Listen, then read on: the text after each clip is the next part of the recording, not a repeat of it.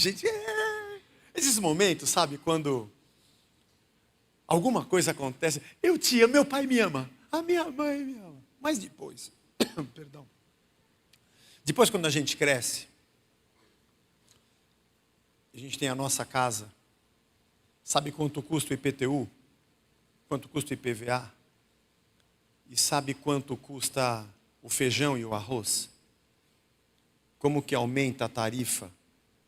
Aliás, como aumentou o nosso IPTU, hein?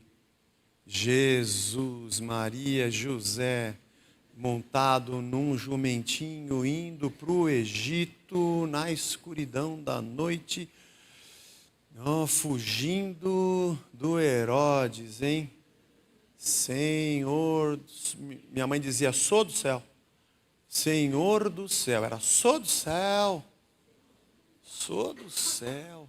Mas deixa para lá, o IPTU. Deus abençoe a nossa prefeitura. Leia a bênção como tu quiseres, Senhor. A gente sabe quanto custa, por exemplo, alinhamento e balanceamento. Quando a gente dirige o carro do pai e pega buraco. A gente não sabe quanto custa o alinhamento, balanceamento. Cambagem de pneu, não sabe.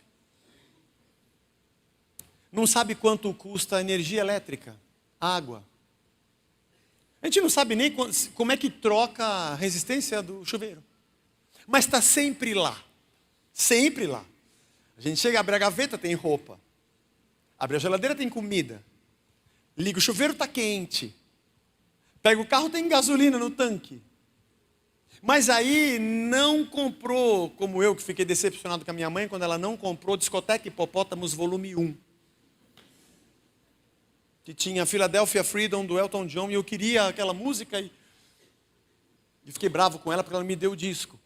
Quando a gente é pequeno, nós achamos que o pai ama ou não ama porque ele fez o que a gente queria que ele fizesse. Mas quando a gente fica maduro, a gente percebe que o amor dele é muito maior do que as coisas que ele fez que a gente gostava. Mas toda a dádiva de sacrifício para que nós existíssemos. Eu acho que a nossa relação com Deus é mais ou menos assim. Mais ou menos assim. Nem sempre as coisas acontecem do jeitinho que a gente queria e a gente bate o pé porque a gente quer, porque eu fiz a oração certa, eu profetizei, eu dei aquele dinheiro e tem que acontecer do jeito que eu quero. Porque no fim das contas, sou eu que mando, né, Senhor? E todo mimado, todos nós passamos por essa fase de fé, da infantilização na nossa relação com Deus. Mas aí a gente percebe que Ele deu o poder de sermos filhos.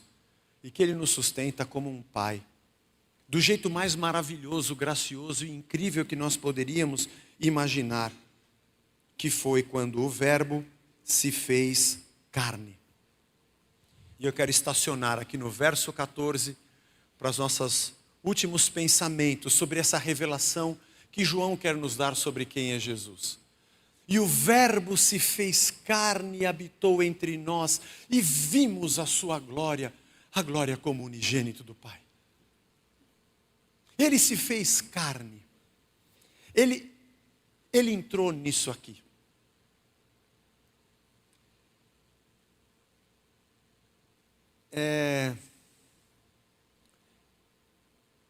Esses lugares que a gente tem na terra, de profunda miséria e abandono, escassez, aonde a vida humana está largada,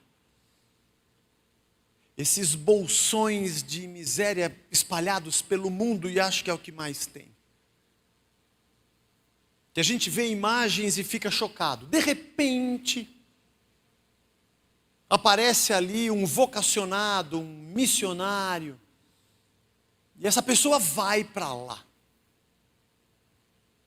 Mas ela não vai para lá numa bolha. Não é um container que é colocado nesse bolsão de miséria, e que essa pessoa vive dentro do container. Ali ele tem telefone celular por satélite, TV multicanal com satélite, ar-condicionado, frigobar, comida congelada que veio do exterior.